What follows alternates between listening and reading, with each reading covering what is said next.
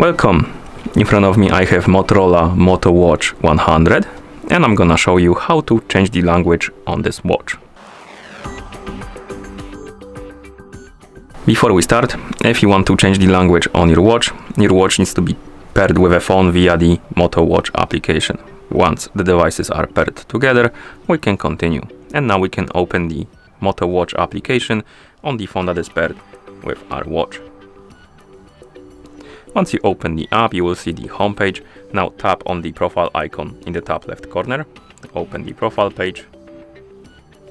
Here you should see the list of my devices, and on the list there should be Moto Watch 100. Tap on it to select it. Here find the option called language and select it. It will open the list of languages, and now you can find the language you would like to use on your watch. Tap on it to select it. And once you select the language, it should be applied. So if we open the menu, as you can see, it's in German. Okay, and once you're done, you can close the application. And that's how you change the language on this watch. Thank you for watching. If you found this video helpful, please consider subscribing to our channel and leaving the like on the video.